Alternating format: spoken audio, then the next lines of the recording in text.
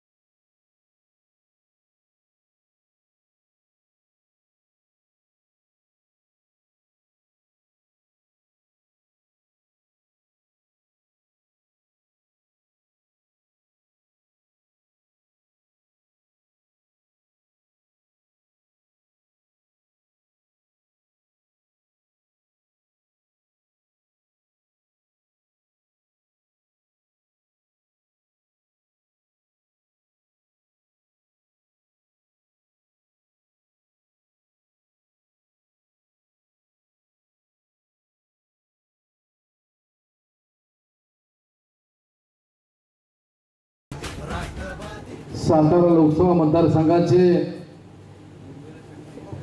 खासदार पदाचे आपले उमेदवार छत्रपती उदयराजे भोसले, आमदार आनंदराव पाटील नाना, डॉक्टर इंद्रजित मोहिते, राजेश पाटील वाटारकर, राजाभाऊ पाटील उंडाळकर, अजितराव पाटील, नामदेव पाटील, मनोहर शिंदे, मलकापूरच्या नगरच्या नीलमताई अडगे यांनी प्रस्ताव केला ते बंडानाना जगताप, शिवराज मोरे, इंद्रजित चव्हाण, उत्तमराव पाटील, सचिन पाटील, संतोष पाटील, उपस्थित सर्वच परिसरातील सर्व प्रमुख मंडळी, गावातील सर्व ज्येष्ठ मंडळी, तरुण कार्यकर्ते, बंधू आणि भगिनींनो, 23 तारखेला होणाऱ्या लोकसभेच्या निवडणुकीच्या निमित्तानं आपण या ठिकाणी सभा घेतली। या गावाच्या बाबतीत बोलायचं झालं तर सुरुवातीपासून काँग्रेसच्या विचाराची परंपरा असलेले गाव आहे आणि त्यामुळे या ठिकाणी येऊन काँग्रेसच्या बाबतीत बोलावा अशा प्रकारची परिस्थिती नाही। पण आज देशामधली एकंदर राजकीय परिस्थिती बघितली, 4.5 वर्षापूर्वी ज्यावेळेस या देशामध्ये निवडणुका सुरू झाल्या त्यावेळेस काँग्रेस राजवटीवर सातत्याने टीका करण्याची भूमिका भारतीय जनता पक्षाने त्या ठिकाणी घेतली आणि लोकांना काही थापा मारल्या प्रचंड प्रमाणामध्ये। सुरुवातीला म्हणले की अच्छे दिन आने वाले, त्याचं स्पिरिट एवढं वाढलं की वरून अच्छे दिन म्हणले की खाली लोक म्हणायचे आने वाले आहेत। परदेशातला काळा पैसा घेऊन येणार म्हणून सांगितलं, 15 लाख आपल्या अकाउंटला येते अशा प्रकारच्या घोषणा केल्या। या भागामध्ये आहे पण देशाच्या इतर भागामध्ये त्याचा निश्चित परिणाम त्या ठिकाणी झाला। पण या मंडळींना परदेशातून काळा पैसा त्या ठिकाणी आणता आला नाही आणि म्हणून नोटाबंदी सारखा निर्णय घेतला की ज्या निर्णयामुळे देशामधल्या 104 लोकांचं त्या ठिकाणी निधन झालं। पैसे स्वतःच्या लाईनमधून काढण्यासाठी भरण्यासाठी त्या ठिकाणी उभा राहिले आणि त्यामुळे त्यांचं निधन झालं। सातत्यानं सर्वसामान्य लोकांना त्रास देण्याबरोबरच विशेषतः शेतकरी विरुद्ध अशा प्रकारचं हे शासन आहे। आज आपण बघतो की या पट्ट्यामध्ये विशेषतः ऊसाचं क्षेत्र मोठ्या प्रमाणामध्ये, ऊसाला मनमोहन सिंगजी, सोनिया गांधी, आदरणीय पवार साहेब त्या काळामध्ये असताना FRPचा कायदा झाला, त्यामुळे निश्चित आपल्याला 14 दिवसामध्ये पैसे मिळतात। पण आज आपण इतर परिस्थिती बघितली, आपल्याच गावात पिकणारे जास्त हळदीचं बघितलं, सोयाबीनचं बघितलं, काय परिस्थिती आहे। शेतीमालाला भाव द्या अशी आपली मागणी असताना ही मंडळी त्या ठिकाणी सांगतायत की आम्ही शेतकऱ्याचं उत्पन्न दुप्पट करणार, अशा प्रकारचा दिशाभूल करणारी ही मंडळी या ठिकाणी प्रयत्न करतायत आणि यांच्यापासून आपल्याला सावध राहिलं पाहिजे। विशेषतः या परिसरामध्ये आता आपण बघतोय की लोकसभेची निवडणूक म्हणजे 6 तालुक्यामध्ये 6 विधानसभा मतदारसंघामध्ये प्रत्येक ठिकाणी उमेदवाराला जाता येणं शक्य होत नाही। शेवटी आपल्या कार्यकर्त्यांची जबाबदारी, विशेषतः बूथ कमिटीचे जे कार्यकर्ते आहेत त्यांनी आपलं गाव हा घटक न मानता बूथ हा घटक मानून त्या ठिकाणी जास्त मतदान करावं आणि आपले उमेदवार आहेत छत्रपती उदयनराजे भोसले, उद्याच्या 8 तारखेला उमेदवारी अर्ज मागे घेतल्यानंतर निश्चित आपला क्रमांक त्यामध्ये किती आहे लक्षामध्ये येईल आणि तो आल्यानंतर त्याचा प्रचार आपण अधिक गतिमान करावा। जास्त काही या ठिकाणी बोलू घेऊ इच्छित नाही, कारण 10 वाजता आपल्याला प्रचाराची सभा ही या ठिकाणी संपवायची आहे। आपण सर्वांनी अधिक जोमानं या ठिकाणी काम करावं। एक मी बघतोय की गेले 5-6 दिवस की सातत्यानं लोकांचं म्हणणं पडतं की आता निवडणूक आहे, एकतर्फे छत्रपती उदयनराजे त्या ठिकाणी आहेत, काँग्रेस राष्ट्रवादी यांची आघाडी आहे, मित्र पक्षाची आघाडी आहे, त्यामुळे अधिक काय कायम करावं लागेल असं नाही परिस्थिती असं म्हणतात लोक. पण तो मतदानाची टक्के वाढली पाहिजे आणि प्रचंड असं मताधिक्य त्या ठिकाणी आलं पाहिजे. या दृष्टीनं आपण सर्वांनी प्रयत्न करणं आवश्यक आहे. तशा प्रकारचा प्रयत्न आपण सर्वांनी करावा अशा प्रकारची विनंती या निमित्तानं या ठिकाणी करतो. हे सरकार सातत्यानं थापा मारत असताना येत्या 18 दिवसामध्ये अन्य काही थापा आपल्या पुढे येतील, अन्य काही आपल्याला आमिष त्या ठिकाणी दाखवण्यात येतील. त्याच्यापासून सुद्धा आपण सर्वांनी सावध राहावं अशा प्रकारची सुद्धा विनंती या ठिकाणी या निमित्तानं करतो.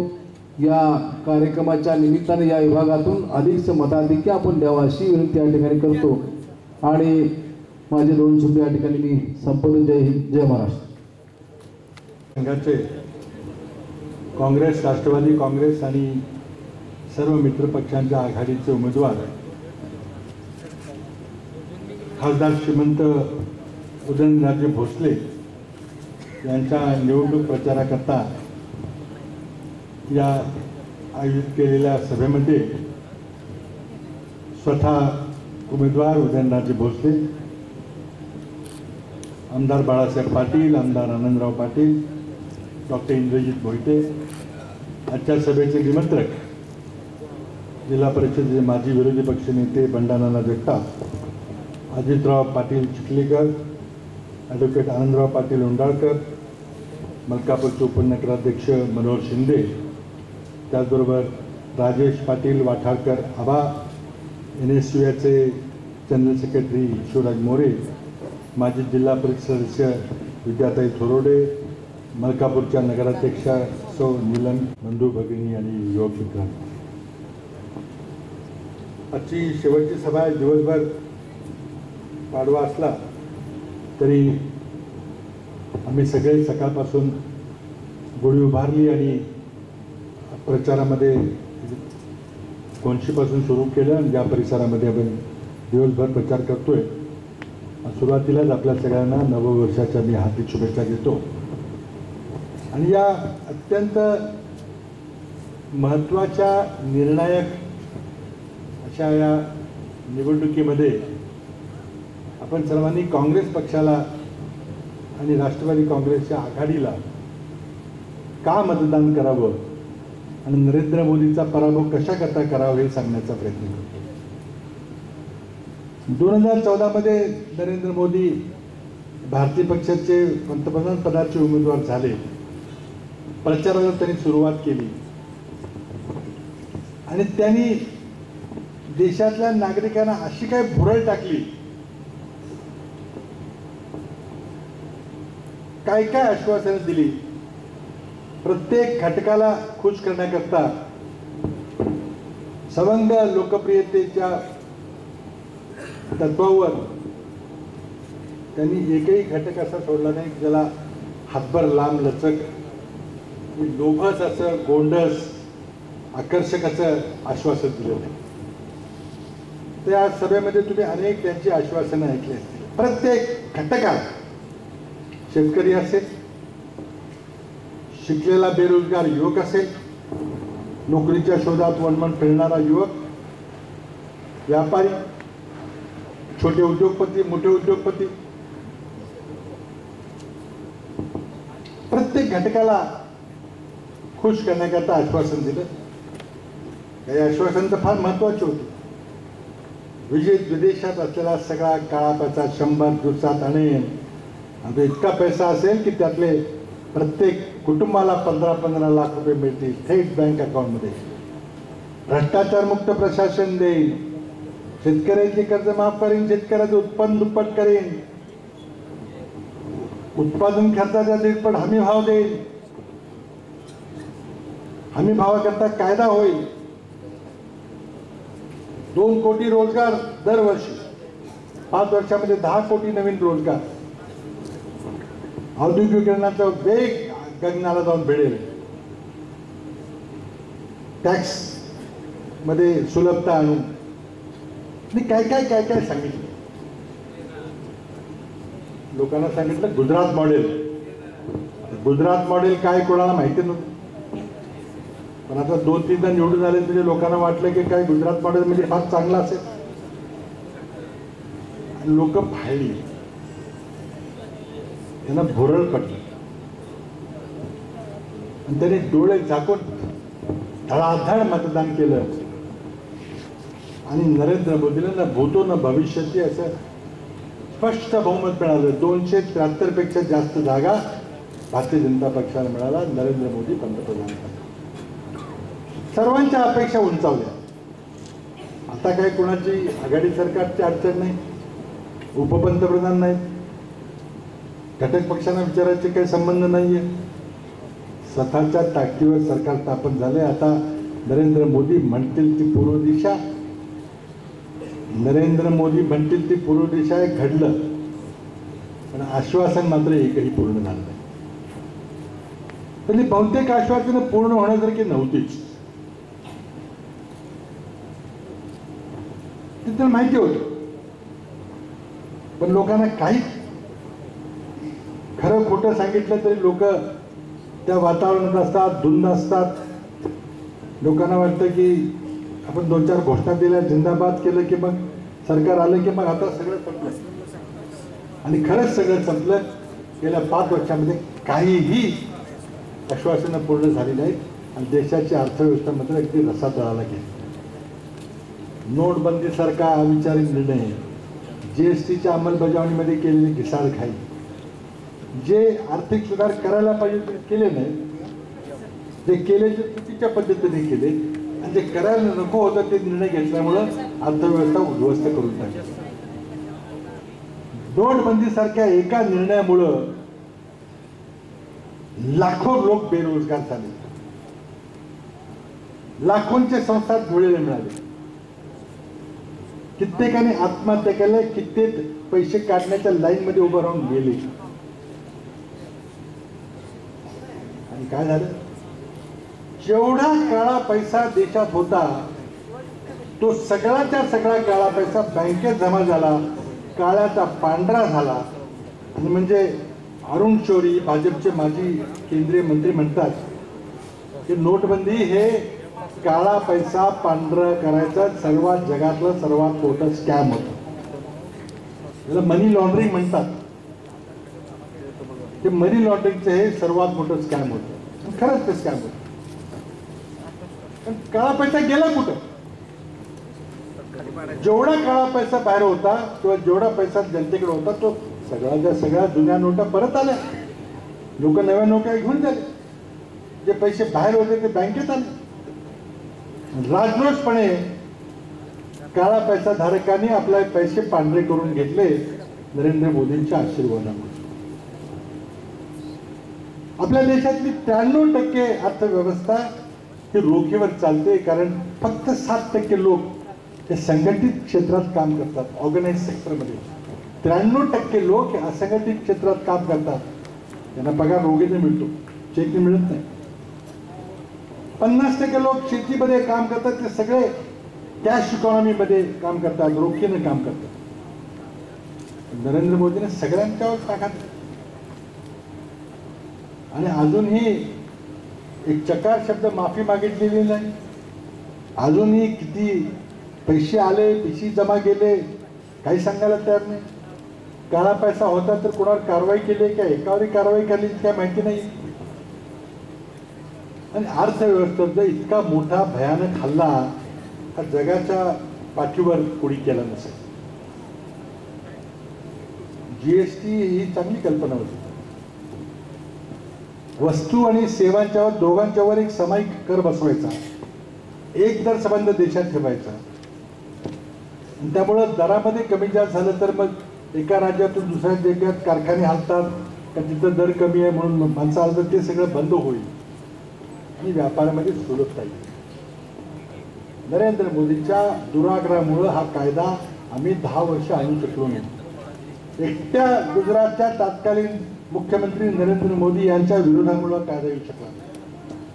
शेवटी आणला तर ती अंमलबजावणी इतकी क्लिष्ट करून टाकली, इतक्या घाईगर्दीमध्ये हा कायदा आणला लोकांना सवय लागणं, अंगवळणी पडणं, कायदा समजणं, चार्टर्ड अकाउंटंट, टॅक्स प्रॅक्टिशनर कोणाला कळायच्या आत सगळी कायद्याची अंमलबजावणी झाली. एका व्यापाऱ्याला वर्षाला 37 रिटर्न भरायची पाळी आली. महिन्याला 3 रिटर्न आणि वर्षाला पुन्हा आणखीन 1 रिटर्न. इतका क्लिष्ट कायदा केला आणि याचा परिणाम काय झाला तर सगळी अर्थव्यवस्था अडचणीत झाली आणि नवीन नोकऱ्या मिळण्याच्या ऐवजी असलेल्या नोकऱ्या गेल्या. गेल्या वर्षी 1 कोटी नोकऱ्या गेल्या. अधिकृत आकडे CMI नावाच्या संस्थेने दिलेले आहेत, अधिक लोकांनी दिलेले आहेत, NSSOच्या सर्व्हेने दिलेले आहेत. एका वर्षात 1 कोटी नोकऱ्या गेल्या म्हणजे 365 दिवसामध्ये 1 कोटी नोकऱ्या म्हणजे दररोज 27,000 नोकऱ्या नष्ट झाल्या आपल्या देशामध्ये नरेंद्र मोदीच्या चुकीच्या धोरणामुळे. नवीन रोजगार तर झालाच नाही, झाला असलेला रोजगार नष्ट झाले. शेतकऱ्यांचं बघा काय काय आश्वासन दिलं होतं. 6 वर्षात उत्पन्न दुप्पट करतो. अरे 6 वर्षात उत्पन्न दुप्पट करायचं असेल म्हणजे 100% वाढवायचं असेल तर दरवर्षी 11% उत्पन्न वाढलं पाहिजे सलग 6 वर्ष. मोदी सरकारच्या काळामध्ये कृषी अर्थव्यवस्थेचा विकास दर जेमतेम 2.5-3% आहे, सरासरी 5 वर्षाचा. महाराष्ट्रात तर गेल्या वर्षी कृषी अर्थव्यवस्था ही विकसित पावल्याचं वाढ झाली नाही तर 8.3% कृषी अर्थव्यवस्था संकुचित पावली.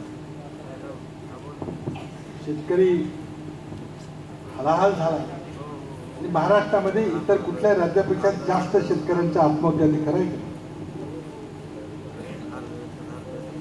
शेतकऱ्यांच्या हालांचं आणखीन एक कारण असं आहे की नरेंद्र मोदींनी जाणून बुजून शेतीमालाच्या किमती दाबल्या, किमती पाडल्या. कारण शेतीमालाच्या ग्राहकांना शहरामध्ये कमी दरात शेतीमाल मिळावा, महागाईचा निर्देशांक कमी व्हावा, इन्फ्लेशन रेट कमी व्हावा. आणि त्यामुळे काय झालं की जे पैसे शेतकऱ्याच्या पदरात पडायला पाहिजे ते पैसे प्रचंड मोठ्या प्रमाणात शहरी ग्राहकाकडे गेले, मोठ्या मोठ्या व्यापाऱ्यांच्याकडे सौदेबाजी करता गेले. जरा किमती वाढायला लागल्या की नरेंद्र मोदींनी आयात केलीच. साखरेच्या किमती वाढल्या, पाकिस्तानमधून साखर आणली. तूर डाळीच्या किमती वाढल्या, आफ्रिकेमधून डाळ आयात केली. 5 वर्षाचा करार केला, शेतकऱ्याला मारून टाकला. प्रत्येक घटक ह्या माणसानं आपल्या चुकीच्या धोरणामुळं मारून टाकले. पण नरेंद्र मोदीचं सगळ्यात महत्त्वाचं आश्वासन काय होतं? 15 लाख 800 देणे सगळं ठीक आहे. सगळ्यात मोठं महत्त्वाचं आश्वासन जे लोकांनी तर विश्वास ठेवला आणि आमच्या पराभवाचं सगळ्यात मोठं काही कारण असेल तर नरेंद्र मोदींनी सांगितलं की मैं भ्रष्टाचार मुक्त प्रशासन दूंगा, न खाऊंगा न कानून दूंगा. यूपीच्या विरोध बऱ्याच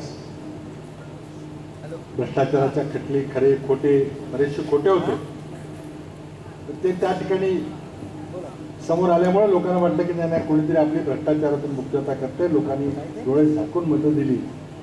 तर मित्रांनो, नरेंद्र मोदी इतकं भ्रष्ट सरकार, महाराष्ट्रातल्या देवेंद्र फडणवीस इतकं भ्रष्ट सरकार इतिहासात कधी कोणी पाहिलं नसेल.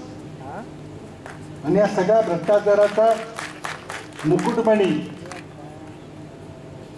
म्हणजे स्वतः नरेंद्र मोदी. एका व्यवहारामध्ये अनेक व्यवहार असतील, एकच सांगणार आहे. हवाई दलाच्या गरजा 126 लढाऊ विमानं पाहिजे म्हणून अटल बिहारी वाजपेयीला 2001 साली हवाई दलाने विनंती केली. वाजपेयी सरकारनं प्राथमिक मान्यता दिली. त्याला इंग्रजीमध्ये ऍक्सेप्टन्स ऑफ नेसेसिटी म्हणतात. त्याची गरज आहे का तर आहे गरज. नंतर स्वतः जॉर्ज फर्नांडिस त्यावेळीचे संरक्षण मंत्री होते, त्यांच्यावर भ्रष्टाचाराचे आरोप झाले. तुम्हाला आठवत असेल तहलका केस झाली, कॉफिन घोटाळा झाला, शवपेटीचा घोटाळा. आणि 3 वर्ष जॉर्ज फर्नांडिस आणि अटल बिहारी वाजपेयींनी काही काम केले नाही. 3 वर्ष वाया गेली. आमचं सरकार आलं, त्या सरकारमध्ये मीही राज्यमंत्री होतो. आमच्या सरकारनं ताबडतोब ती फाईल घेतली, वायुदलाला सांगितलं की ठीक आहे गो आहे, ताबडतोब पुढची कारवाई सुरू करा. वायुदलानं निविदा काढण्याची तयारी केली. 600 पानाचं स्पेसिफिकेशन डॉक्युमेंट असतं. काय काय विमानामध्ये काय काय गोष्टी पाहिजेत, किती इंजिन पाहिजेत, किती गतीने गेलं पाहिजे, किती दारू उघडा दिला पाहिजे. 600 पानाचं ते निविदा मागवणारं तो अर्ज असतो. 6 कंपन्यांनी ती निविदा घेतली. 6 कंपन्यांनी विचार करून 2-3 महिने लावले आणि 6 कंपनी निविदा भरली. आम्ही त्या 6 निविदा आल्यावर त्याची वायुदलानं कसोशीनं चौकशी केली की सगळ्या निविदा बरोबर आहेत का, आमच्या सगळ्या अटी मान्य केल्या आहेत का. त्या 6च्या विमानांच्या निविदा मान्य झाल्या आणि त्यानंतर सुरू झाली हवाई चाचणी. ओळीने एका विमानाचे, त्यातली 2 अमेरिकेची विमानं होती, एक रशियाचं होतं, एक फ्रान्सचं होतं, एक स्वीडनचं होतं आणि एक विमान 3-4 देशांनी मिळून युरोपमध्ये केलं होतं. 6 विमानाच्या कंपन्यांना आपण विमानं बोलवली, त्यांची 2-2, 3-3 विमानं आली आणि त्या विमानाच्या कसून चाचण्या घेतल्या गेल्या.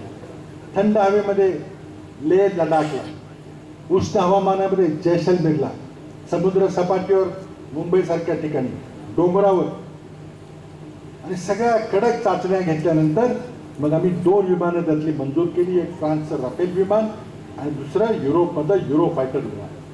बाकी 4 आम्हाला टेक्निकली मंजूर नाहीत म्हणून टेक्निकली बाद केली. आणि नंतर त्या 2 विमानाच्या निविदा उघडल्या. सगळ्या प्रक्रियेला 5-6 वर्ष लागली. तर आमच्यावर आरोप केला तर तुम्ही वेळ फार लावला.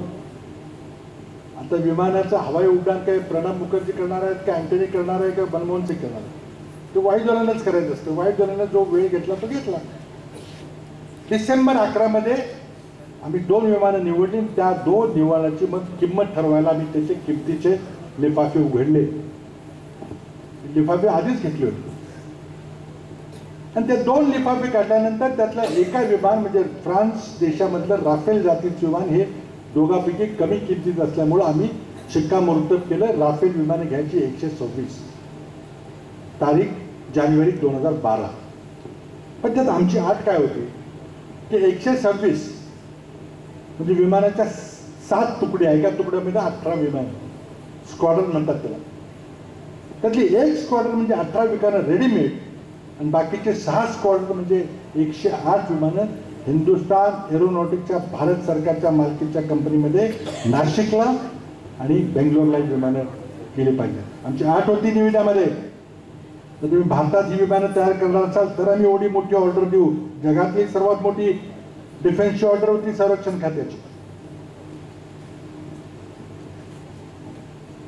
जानेवारी 12 निर्णय झाला आणि वाटाघाटी सुरू झाल्या. कसं विमानं देणार आम्हाला, काय करणार. फ्रान्स सरकारनं आडेवाडे घ्यायला सुरुवात केली. तंत्रज्ञान हस्तांतर करायला थोडेसे आडेवाडे घेतले. निवडणुका जवळ होत्या. तिथं मग फ्रान्स सरकारला काही दलाल जाऊन भेटले. त्या दलालाचे सर्वात प्रमुख होते अनिल अंबानी. ते म्हटले नाही आता सरकार बहुतेक बदलण्याची शक्यता आहे आणि सरकार नवीन आलं की ते माझंच सरकार येणार आहे आणि तुम्हाला मग हे हस्तांतर करायची काही गरज नाही, मी व्यवस्था करतो. ते फक्त विमानाची विक्री होईल आणि हस्तांतर करायची काय गरज नाही. तसंच झालं. राहिलेले 1-1.5 वर्ष ह्या घासाघाशीत गेले. आमचा आग्रह होता की विमानं भारतात तयार झालीच पाहिजे, हस्तांतराचं तंत्रज्ञानाचं हस्तांतर झालंच पाहिजे. फ्रान्स टाळाटाळ करत होता. निवडणुका लागल्या, आचारसंहिता झाली. हीच वेळ होती 5 वर्षापूर्वी आणि आमच्या कालावधीमध्ये विमानं निवडल्यानंतर देखील ऑर्डर काही होऊ शकली नाही. नवीन सरकार आलं, सगळं तयार होतं, नुसती सही करायची होती. किंमत ठरली होती. एका विमानाची किंमत 528 कोटी गुणिले 126 विमानं. फार अवघड विषय ना. आता अनिल अंबानी मध्ये घुसले, नवीन दलाल आले आणि भारतामध्ये तर ती विमानं करायची नाही. फ्रान्सला तयारी नव्हती. फ्रान्स म्हटला तुम्हाला जर दलाल तुमचा माणूस पाहिजे असेल तर आम्ही तंत्रज्ञानाचं हस्तांतर करणार नाही. मोदी सरकारनं मान केलं आणि अचानक सत्तेत आल्यानंतर 1 वर्षभरानंतर 11 महिन्यानंतर 10 एप्रिल 2015 रोजी एकटे मोदी फ्रान्सला गेले. कोणाला बरोबर घेतलं नाही, परिकर नाही, कोण नाही. आणि तिथं जाऊन बेधडक घोषणा केली की नाही आम्हाला लवकर विमानं पाहिजे, तर मी फक्त 36 विमानं घेणार, 126 नाही. तर जर वायुदलाला 126 पाहिजे होते तर फक्त 36 विमानं घेऊन कसं भागणार. अजूनही उत्तर आलेलं नाही. पण कारण काय होतं कमी विमानं करायचं, लवकर पाहिजे म्हटले. पण किती बोगस आर्ग्युमेंट आहे तुम्हाला सांगतो. कारण फ्रान्स सरकारच्या संरक्षण मंत्र्यांना आपल्या संसदीय कमिटीपुढे साक्ष देताना म्हटलंय की आम्ही 1 विमान एका महिन्यात करू शकतो. तुम्ही 50ची ऑर्डर द्या, 100ची द्या, नंतर 1000ची द्या, महिन्याला 1 विमान. आता या वाटाघाटी चालल्यात. 126 नाही, त्यामुळे तंत्रज्ञान हस्तांतर नाही. पण मोदी सरकार वर्षभर झोपल्यामुळं काय झालं की इजिप्त सरकारनं 24 विमानाची ऑर्डर दिली. आपली ऑर्डर बसायच्या ते म्हणजे आम्हाला लगेच पाहिजे विमान. इजिप्तने 24 विमानाची ऑर्डर केली. लगेच दुसऱ्या दिवशी आफ्रिकेमधला कतार नावाचा देश आहे, कतारनं 24 विमानाची ऑर्डर दिली. ॲडव्हान्स सगळं झालं सुरू. इजिप्तच्या ऑर्डरची डिलिव्हरी सुरू झालेली आहे. 2015 मध्ये इजिप्त देशानं 24 विमानाची ऑर्डर दिली आणि जूनमध्ये 3 विमानं गेली, पुन्हा सप्टेंबरमध्ये 3 गेली, पुन्हा 16 मध्ये 3 गेली. आतापर्यंत इजिप्तला माझ्या माहितीप्रमाणे 17 विमानं 24 पैकी पोहोचलेली आहेत. भारताला किती मिळाली? अंदाज. भारताचं सगळं साठवलोटच झालं होतं. अनिल अंबानीला कॉन्ट्रॅक्ट द्यायचं होतं. आता इजिप्तची 24 विमानं पूर्ण होतील, त्यानंतर कतारची 24 विमानं होतील. तोपर्यंत इजिप्तने पुन्हा आणखी 12 विमानांची ऑर्डर दिली आहे. 7 विमानं होतील, मग आपल्या 36 विमानांना सुरुवात होईल. तुम्हाला लवकर विमान पाहिजे होती. आत्ता हवाई कारवाई झाली पाकिस्तानमध्ये, जेव्हा पंतप्रधान म्हटले की आमच्याकडे जर राफेल विमान असतं तर मग निकाल वेगळा लागला असता, म्हणजे आमचा पायलट पडला नसता, आमचं विमान पाडलं नसतं. वेळ कोणी केली. त्यानंतर अनिल अंबानीला कॉन्ट्रॅक्ट मिळावं म्हणून हिंदुस्थान एरोनॉटिक्सचं कॉन्ट्रॅक्ट रद्द केलं भारत सरकारच्या कंपनीनं. तिने आतापर्यंत 2000 लढाऊ विमानं आपल्याकरता बनवलेली आहेत. त्या कंपनीचं कॉन्ट्रॅक्ट कॅन्सल केलं आणि ज्या अंबानीच्या कंपनीला 60,000 कोटीचा दिवाळा ज्या कंपनीचा, त्याला कागदाचं विमान बनवायचा अनुभव नाही, त्या अनिल अंबानीच्या कंपनीला 30,000 कोटी रुपयाचं अदलाबदलीचं काम करारामध्ये असते. तिथे अनिल अंबानीकडे जमीन होती, मग नागपूरला काही गर्दी जमीन घेतली, फडणवीसने त्याला जमीन दिली, पण सही केली तेव्हा जमीन पण नव्हती.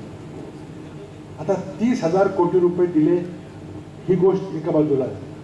पण खरा आमचा भ्रष्टाचाराचा आरोप कशा करताय? निविदा काढल्या, आमच्या काळात काढल्या, ही फाईल सगळीकडे उघड आहे. किंमत 527 कोटी रुपये. आता किंमत सांगताना थोडीशी कमी जास्त होते, कारण का दररोज रुपयाचं आणि फ्रान्सच्या चलनाचं विनिमूल्य दररोज वर खाली होतं. म्हणजे कुठल्या दिवसाचा तुम्ही विनिमय मूल्य धरताय त्यामध्ये 10-15 कोटीचा फरक होतो. म्हणजे अंदाजे ढोबळ रक्कम लक्षात. 528 कोटी रुपये ज्या दिवशी निविदा उघडली, ज्याचं विनिमय दर झालं, तर एका विमानाची किंमत 500. मोदींनी तडकाफडकी निर्णय घेतला की 126 नाही 36 विमानं घ्यायची आणि त्या विमानाचे मग सौदा झाला. आणि त्याचबरोबर मोदींनी मागचं 126चं कॉन्ट्रॅक्ट रद्द केलं, कुणाला विचारता, प्रक्रिया पूर्ण न करता. का रद्द केलं माहिती नाही. म्हणजे का रद्द केलं माहिती आहे की अनिल अंबानीला द्यायचं होतं ना, तंत्रज्ञान हस्तांतर करायचं नव्हतं. त्यानंतर सप्टेंबर 16 मध्ये विमानाची किंमत ठरली आणि ही महत्वाची गोष्ट एवढीच लक्षात घेऊ नका की विमानाची किंमत ठरली 1670 कोटी रुपये. ज्या विमानाची निविदाची किंमत 527 कोटी होती, त्या विमानाला नरेंद्र मोदी सरकारने 1670 कोटी एका विमानाला घेतले. 49,000 कोटीचं कॉन्ट्रॅक्ट, 49,000 कोटी, 59,000 कोटी भागिले 36 तुमच्या कॅल्क्युलेटर करून बघा. 1670 कोटी. आमचा साधा प्रश्न आहे की 1000 कोटी वाढले कसे? एका विमानाचे 1000 कोटी वाढले, 36 विमानाचे 36,000 कोटी वाढले. हा किकबॅक आहे. गावठी प्रकार आपल्याला माहिती नाही, किंमत वाढवून देईन मला त्यातले निम्मे दे, हा प्रकार मोदीने केलेला आहे. आणि म्हणून या प्रकाराची न्यायालयीन चौकशी झाली पाहिजे. आम्ही संसदीय कमिटी नियमामधले मोदींनी नाही दिले, कागदपत्र काय म्हटले, कागदपत्र दिले नाहीत. आणि मग इंद्रजित बाबांनी सांगितलं की नाही म्हटलं आमची फाईल चालवली.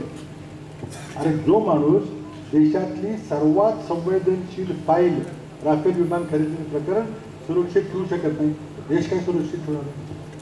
पण काय हरकत नाही, थोडे दिवस थांबा. 23 मे काय फार लांब नाही. 23 मेला सत्तांतर होणार आहे आणि काल राहुल गांधी सत्तेत बोलल्याप्रमाणे पहिला निर्णय आमचा होणार आहे. आमच्या जाहीरनाम्याबद्दल मी थोडक्यात बोलणार आहे 5 मिनिटात. जाहीरनाम्यामध्ये आम्ही महत्त्वाचं कलम आहे की राफेल घोटाळ्याची न्यायालयीन चौकशी करणार आहे. आणि नरेंद्र मोदी आज त्यांच्या पंतप्रधान कार्यालयाच्या घरात आहेत, ते तिथं राहणार नाही, ते दुसरीकडे कुठे जाणार. आणि आमचं आश्वासन, या माणसाला देशातला सर्वात मोठा भ्रष्टाचार करणाऱ्या माणसाची जागा पंतप्रधान कार्यालयात नाही, पंतप्रधानाच्या निवासस्थानी नाही, त्याची जागा दुसरीकडे. आणि म्हणून हे भ्रष्टाचारांचा मुकुटमणी असलेला नरेंद्र मोदी, त्याला पुन्हा मतं द्यायची आपण. आणि म्हणून काँग्रेस पक्षाने काय केले, एका बाजूला नरेंद्र मोदी या निवडणुकीला व्यक्ती केंद्रित निवडणूक करायचा प्रयत्न करत आहेत. काल वर्ध्याच्या सभेमध्ये मी काय केलं, मी काय करणार ते सांगितलं नाही. शरद पवार, अजित पवार, आणि तुम्ही निवडणूक शरद पवार अजित पवारचे का तुझ्या धोरणाचे, पण धोरण त्यांना आता बोलता येणार काय सांगणार. मागच्या 5 वर्षामध्ये काय दिवे लावले ते आधी सांगितलं पाहिजे, आता काय सांगणार. म्हणून काँग्रेस पक्षाने ही निवडणूक मुद्द्यावर इश्यू बेस्ड निवडणूक करायचं ठरवलं.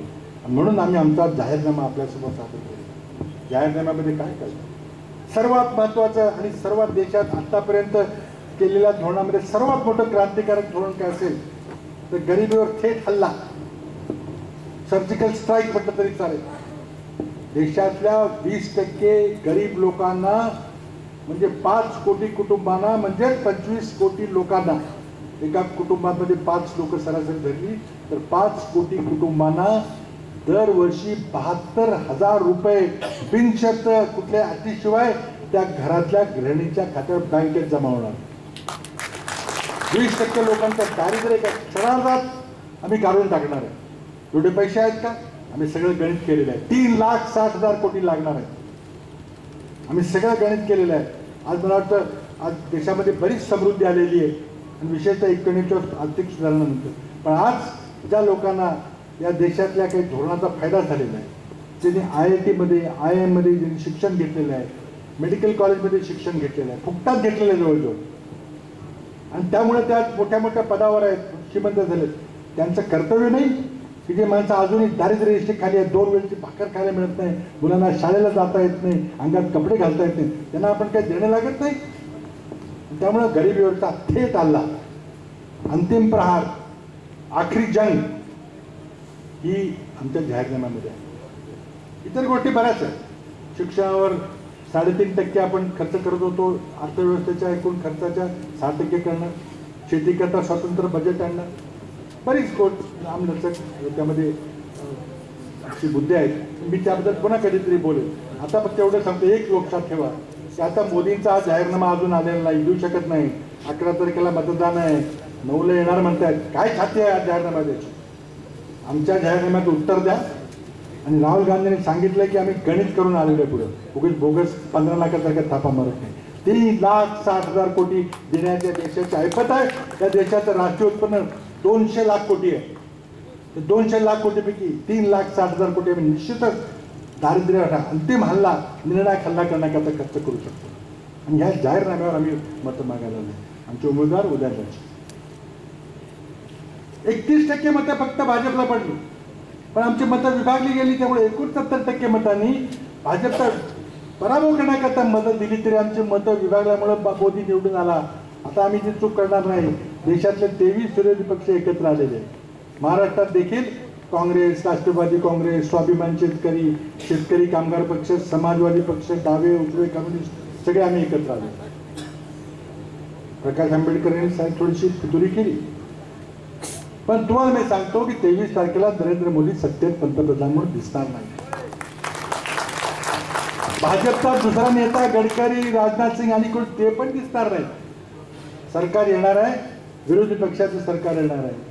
आता लोक म्हणतात की तुमचा नेता कोण, काय कोण, तुम्ही त्यात भांगडीत पडून आमचा आम्ही नेता सगळे.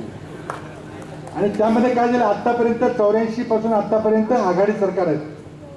फक्त मोदींचं 14चं सोडलं आणि राजीव गांधींचं 84 सोडलं तर मधली 30 वर्ष जवळजवळ VP सिंग असतील, चंद्रशेखर असतील, नरसिंहराव असतील, अटल बिहारी वाजपेयी असतील, देवगौडा असतील, गुजराल असतील, मनमोहन सिंग असतील, ही सगळी आघाडी सरकार होती, चांगली चालली होती. नरेंद्र मोदीचं आघाडी सरकार नव्हतं, एक पक्षाचं सत्ता होतं. काय दिवस लावले बघा. त्यामुळं उद्या 23 तारखेला नरेंद्र मोदी राहणार नाहीत, विरोधी पक्षाचं सरकार येणार आहे. आणि काही दिवसातच महाराष्ट्रात देखील देवेंद्र फडणवीसचं सरकार तुम्हाला दिसणार. उदयनराजांना निवडून द्यायला काही अडचण आहे असा प्रश्न नाही. गेल्या वेळेला आपण विक्रमी मतांनी निवडून दिलं होतं, पण त्यांना पडणारं एक मत मोजलं जाणार आहे की नरेंद्र मोदीच्या विरोधात किती मतं पडली आणि आपल्याला पुन्हा विक्रम करायचा. म्हणून आपल्या सर्वांच्या परिचित ज्यांना 2 वेळाला तुम्ही निवडून दिलं त्याला पुन्हा निवडून द्यायला नम्र विनंती करायला मी आपल्याकडे आलेलो आहे. मला वाटतं भरपूर वेळ राज्याकरता आहे. मी आता जास्त आपला वेळ घेत नाही. पुन्हा एकदा आज वडगावकरांना राजकीयदृष्ट्या अत्यंत प्रगल्भ गाव आहे. आपल्याला माहिती आहे की काँग्रेसच्या विचाराचं गाव आहे. आज या ठिकाणी पैशाच्या जोरावर, भ्रष्टाचाराच्या जोरावर प्रचंड मोठा भ्रष्टाचार करून, एक उदाहरण मी आपल्याला सांगितलं, आज तुमची मतं विकत घ्यायचा प्रयत्न भारतीय जनता पक्षवाले करतात. त्यांना मध्ये प्रवेश करून देऊ नका. मध्यंतरीच्या काळामध्ये सत्तांतर झाला, माणसं काही भुलली आणि आता आपण बघितलं लोकसभा निवडणुकीच्या तोंडावर सहकारी चळवळीमधली जी माणसं होती, कुठं काय झालं, कुठं काय झालं, कुणावर साम दाम दंडभेद, देवेंद्र फडणवीस यांचं फेवरेट घोषवाक्य. त्यामुळं कुणाला धमकी, तुम्हाला दहशत, कुणाला तुरुंगात टाकतो, कुणाला तुमची फाईल माझ्याकडे आहे, तुमची कुंडली माझ्याकडे आहे, नाहीतर मग पैसे, तुम्हाला मंत्री करतो, तुम्हाला आमदारकी देतो, आणखी काय काय सांगून साम दाम दंडभेद करून केले तरी ठीक आहे. ही लोकशाही आता फार घातक आहे, पण लोक तुम्हाला माफ करणार नाही. म्हणून या ऐतिहासिक आणि विचारांच्या लढाईमध्ये आपण काँग्रेस पक्षाला आणि काँग्रेस पक्षाच्या आघाडीला राष्ट्रवादी काँग्रेसचे उमेदवार उदयनराजे त्यांच्या घड्याळाच्या चिन्हावर करून त्यांना मतदान करावे नम्र विनंती करतो. त्या फिरजा घेतो. जय हिंद, जय महाराष्ट्र.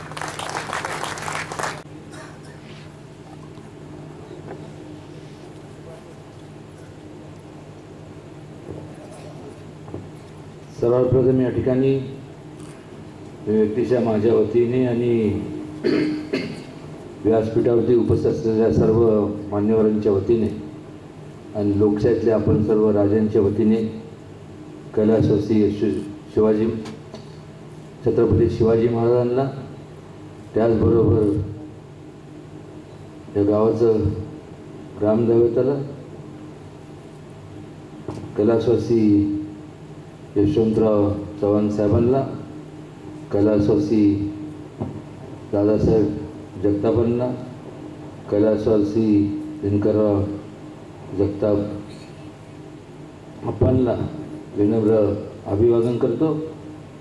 आणि आज या ठिकाणी उपस्थित असलेले अत्यंत महत्त्वाच्या अशा ह्या सभेला उपस्थित असलेले आदरणीय पृथ्वीराज बाबा चव्हाण, आमचे मित्र आदरणीय बाळासाहेब पाटील, आमचे मित्र आमदार आनंदरावजी पाटील, डॉक्टर इंद्रजित मोहिते बाबा, आमचे मित्र बंडानाना जगताप, अजित अप्पा, शिवराज मोरे, आमचे मित्र मनोहर शिंदे, राजेश पाटील आबा, ॲडव्होकेट राजाभाऊ पाटील, सौ निलिमाताई येडगे, सौ विद्याताई थोरोडे, उत्तमराव पाटील, संतोष पाटील बाबा, डॉक्टर सुधीर जगताप, माझे मित्र सुनील काटकर, जाकीर पठाण, शिवाजीराव मोहिते, ॲडव्होकेट नरेंद्र पाटील, जयेश मोहिते, अविनाश नलवडे, पोपटराव साळुंके, जितेंद्र दुबल, सौ सविता तुपे, सौ शकुंतला सिंघन, दत्ता पवार, सचिन पाटील, नितीन थोरात, इंद्रजित चव्हाण, डॉक्टर सचिन कोळेकर आणि ह्या संपूर्ण या ठिकाणी उपस्थित असलेले सर्व ज्येष्ठ श्रेष्ठ, सर्व या गावातील वडीलधारी मंडळी, माता भगिनी, माझ्या तरुण मित्रांनो आणि पत्रकार बंधूंनो, आज या ठिकाणी आदरणीय बाबांनी विस्तृतपणे त्यांचं मनोगत या ठिकाणी व्यक्त केलं आणि त्या अगोदर माझे मित्र आमदार बाळासाहेबांनी, आंध्रराव नानांनी, इंद्रजित बाबांनी, अनेक मान्यवरांनी अत्यंत तळमळीने त्यांचं मत या ठिकाणी मांडलं. हे मांडत असताना त्यांच्यामधली असणारी तळमळ आपल्याला पाहायला मिळाली आणि ती सर्व जनतेच्या आणि लोकशाहीतले राजे म्हणजे आपल्या प्रती होती. आपल्याला माहिती आहे की आपला आपण लोकशाहीत राहतो. स्वातंत्र्य नंतरचा काळ पाहिला तर अनेक वेगवेगळ्या सत्ता वेगवेगळ्या पक्षांच्या सत्ता ह्या आल्या. आपण कौल दिला त्याप्रमाणे आल्या. पण मात्र ह्या 5 वर्षापूर्वी ज्यांना आपण बहुमत देऊन सत्तेत पाठवलं, ह्या 5 वर्षात आणि मागच्या संपूर्ण जे अनेक स्वातंत्र्य मिळाल्यानंतर जे सत्तेत होते त्यांच्यात आणि ह्या 5 वर्षाच्या कालावधीत फरक जर काय असेल तर ह्या 5 वर्षापूर्वी अत्यंत एक मोठ्या प्रमाणावरती षडयंत्र रचलं गेलं. मन की बातच्या माध्यमातून अत्यंत तळमळीने, एवढ्या तळमळीने की आपण सर्वांनी बहुमत त्यांना प्रदान केलं आणि संपूर्ण देशाची धुरा त्यांच्या हातात दिली. एवढ्या अंतःकरणातनं बोलत होते, एवढ्या अंतःकरणातनं, म्हणजे माता भगिनी तरुणांना तर आम्हाला प्रत्येकाला असंच एक टक लावून कान देऊन ते रेडिओकडे बघायचे. असं खैवारून बोलणं करायचे. आम्हाला जर सत्तेत दिलं तर आम्ही तुम्हाला जपणार, तुमच्यासाठी हे करणार ते करणार.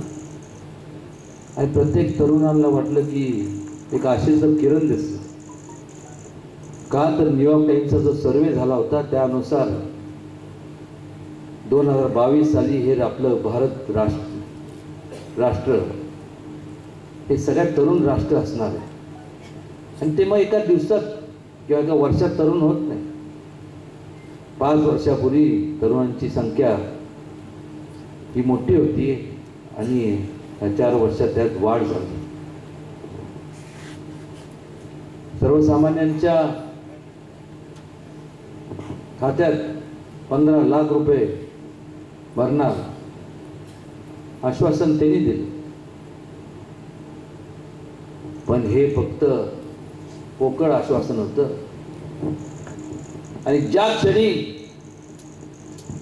सत्ता त्यांच्या हातात आली त्यांना संपूर्ण सगळ्या दिलेल्या आश्वासनाचा विसर पडला. आज बाकी तर सोडून द्या, त्यांना जरी विचारलं तुम्ही दिलेले आश्वासनं जरी तर तुम्हाला आठवत जरी असले तरी आम्ही तुम्हाला मतं देऊ, त्यांना सुद्धा आठवत नसतील. हे गॅरंटेड मी आपल्याला या ठिकाणी सांगतो. एवढे मोठे प्रमाणात दिशाभूल केली, विश्वासघात केला. मन की बात नव्हती ती धन की बात होती, धन की. आणि त्यावेळेस त्यांनी सांगितलं, मगाशी बाबा म्हणाले हम नहीं खाएंगे और किसी और को नहीं खाने देंगे. हे कधी होतं?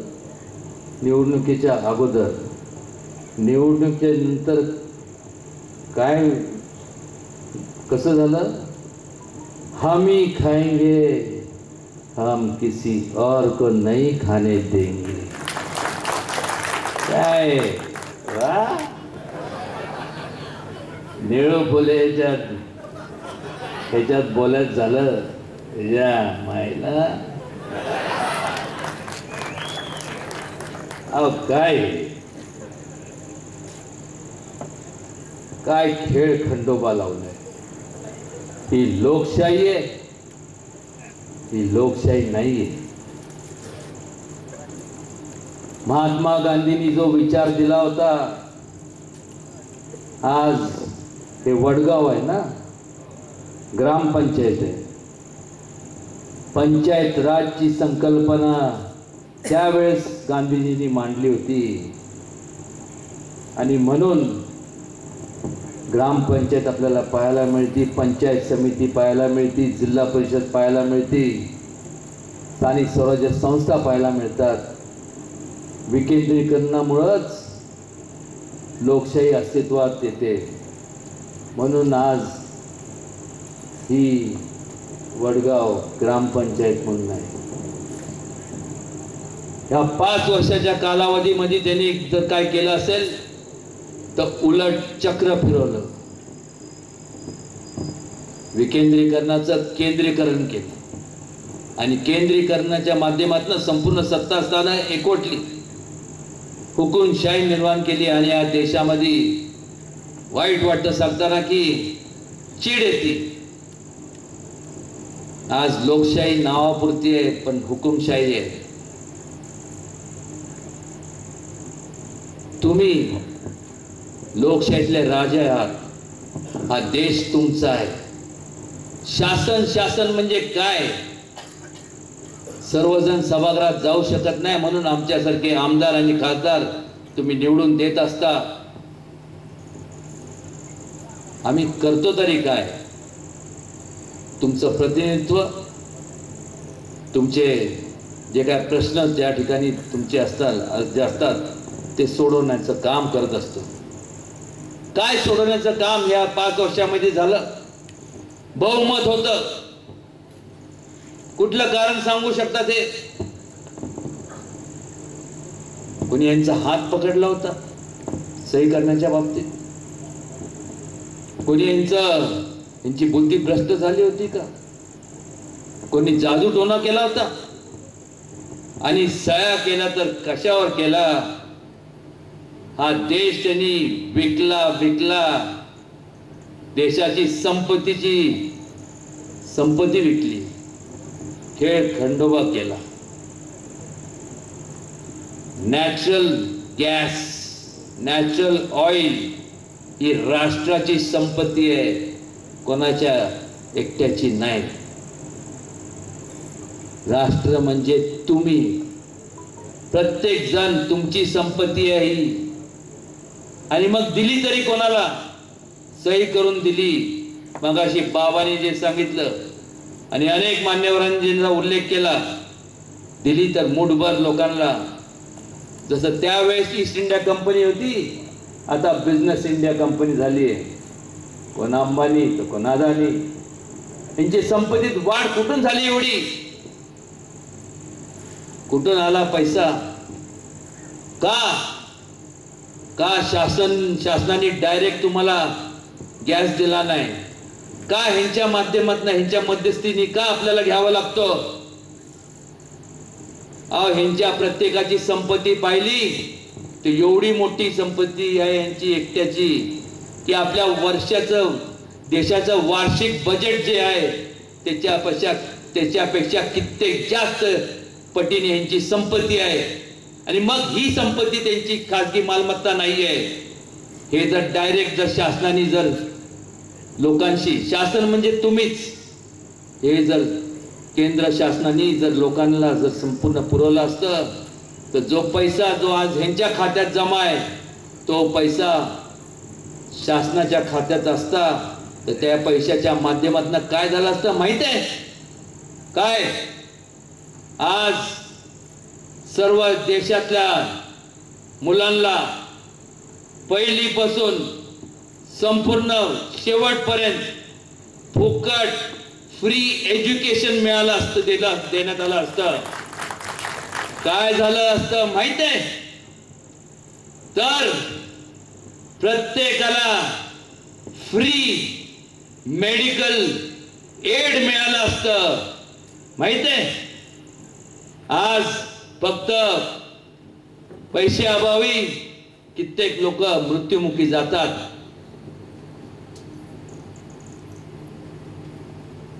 काय झालं असतं माहित आहे? ज्यांच्या घर नाही आहेत त्यांना घर बांधून देण्यात आले असते. आणि अजून काय झालं असतं माहित आहे? तर ज्या लोकांना जे निर्धार आहेत त्यांना खायला अन्न नाही, त्यांना अन्न आपण पुरवू शकलो असतो, ते सुद्धा कुठलाही मोबदला न घेता.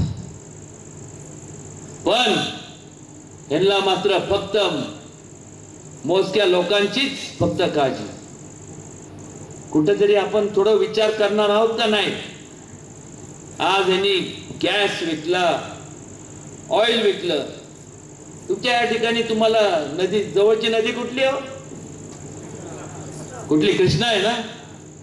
उद्या हे परत करार करतील आणि आपले तर तरुण तर काय बहादरच आहे. असा तसा सेल्फी घ्यायचे पटाईत आहे.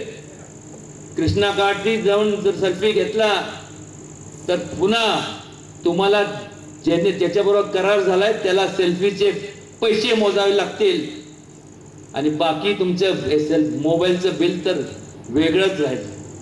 काय चाललंय काय? कुठं आपण नेऊन ठेवलं ह्या लोकांनी, ज्यांना आपण त्यांच्यावर विश्वास ठेवला. या लोकांनी फार विश्वासाचा गळफास वाटोळं करून टाकलं. देशाला दिवाळखोरीच्या उंबरठ्यावर आणून ठेवलंय. ठीक आहे, आज या ठिकाणी तुम्ही ऐकताय, आम्ही ठीक आहे, आपण सज्ञान आहोत. मी तुम्हाला एक प्रश्न सगळ्यांना विचारतो आणि व्यासपीठावरती सगळ्यांना विचारतो, तुम्ही सगळे सज्ञान आहात ना? मग उत्तर द्या. तुमच्या कुटुंबात जे मुलं आहेत, जे शाळेत आहेत, जे लहान आहेत, जे नातवंड आहेत, तुमचे मुलं आहेत, जे अजून परिपक्व झाले नाहीत स्वतःचा निर्णय घेण्याकरता, त्यांना काय चांगलं आहे, ही दिशा चांगली योग्य आहे का, ही वाईट आहे, त्यांना कळत नाही. या तुमच्या हाताचं करंगळी पकडून चालतात, त्यांचा विचार करणार आहे का नाही? फक्त केवळ या तुमच्या कुटुंबातलं घटक म्हणून विचार करू नका. ते तर केलंच पाहिजे, पण ते उद्या ह्या देशाचा भविष्य काळ आहे.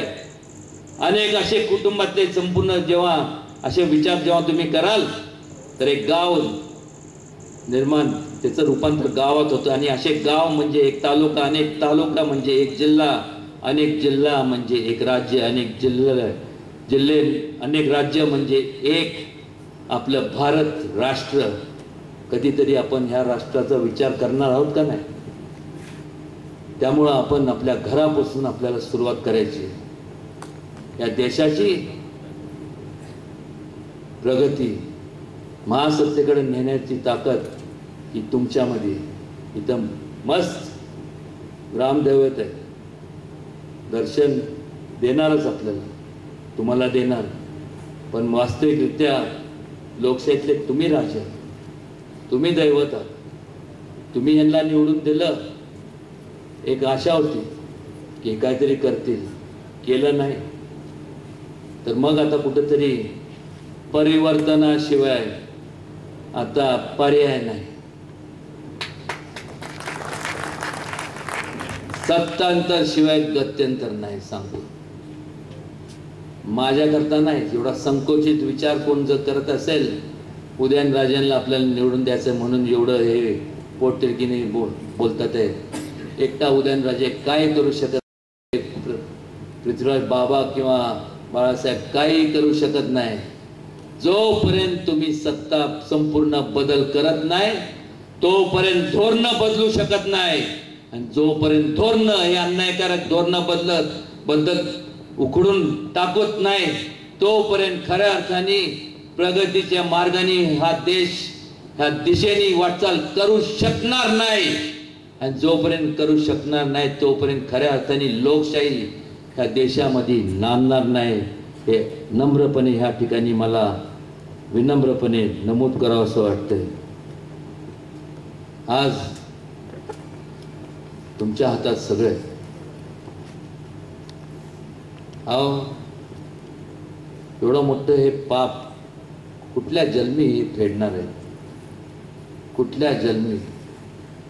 या 5 वर्षामध्ये जे तरुण होते, ज्यांच्यामध्ये उमेद होती, आज तुम्ही त्यांना स्वप्न दाखवलं. अम्बिशन्स आहेत त्यांच्यामध्ये, महत्वाकांक्षा होत्या. तुम्ही त्या अशा पायाखाली सगळ्या तुम्ही चिरडून टाकल्या. आज नैराश्याची मानसिकता तुम्ही निर्माण करायचं पाप केलं. वाम मार्गाला लावण्याचं तुम्ही ह्या तरुणाला पाप केलं. त्याचा जाब देव जरी तुम्हाला विचारणार नसेल तर ही जनता, लोकशाहीचे राजे तुम्हाला विचारल्याशिवाय राहणार नाही. आणि काळजी करू नका, माझ्या परीने तुम्हाला तर विचारणारच आहे. वाटेल त्या परिस्थितीत अन्याय सहन स्वतः तुम्ही करू नका. कोणावर आपण अन्याय करत नाही, पण तुमच्यावर होणारा अन्याय तुम्ही कदापि सहन करू नका. आज तळ दिलं होतं ह्या लोकांना राखायला. आपण म्हणतो ठीक आहे बाबा, पूर्वी म्हणायचे जो तळ राखतो तो पाणी टाकतो, समजू शकतो. ताण लागली एखादा टमरा घेतला असतं. यांनी 5 वर्ष तळ शिल्लक ठेवलं नाही. मग अशा लोकांना कशाला शिल्लक ठेवायचं? अशा लोकांना घरपोच करा आणि चांगल्या प्रकारे 5 मिनिट बाकी आहे अशी चिठ्ठी आली. थँक्यू. नाहीतर नेहमीप्रमाणे दहशत असे यांच्यावर हे गुन्हे ते गुन्हे, लोकांच्या हिताकरता वाटेल तेवढे माझ्यावरती केसेस घातल्या तरी चालतील, पण काल तुमचा होतो, आजही तुमचा आहे आणि वाटेल त्या परिस्थितीत तुमचा राहणार. एवढंच सांगतो, माझी कमिटमेंट तुमच्या प्रती आहे. आणि नेहमी सांगितल्याप्रमाणे माहिती आहे ना, एक बार जो मैंने कमिटमेंट कर दी तो मैं अपनी खुद की भी नहीं सुनता. हे त्या लोकांनी समजून घेतलं पाहिजे. तुम्ही वाट बघा फक्त, सत्तेतनं बाहेर तुम्हाला काढल्याशिवाय राहणार नाही जनता. आणि त्यावेळेस मगाशी बाबांनी सांगितल्याप्रमाणे तुमच्यासाठी फार आलिशान महाल वाट पाहतात. माहित आहे ना आलिशान महाल म्हणजे जिथं इथून असं बाहेर जाऊ शकतो. गज म्हणतो ना, गज. आलिशान महाल वाट पाहतात. काय बोलायचं? 5 वर्ष काय होत्याचं नव्हतं करून टाकलं. देशचा वाटोळ केलं. हात जोडून विनंती करतो, प्रार्थना करतो, मेहरबानी करा, स्वतःचं हित पहा आणि या लोकांना घरपोच करा एवढी विनंती करतो आणि थांबतो. जय हिंद, जय महाराष्ट्र. धन्यवाद.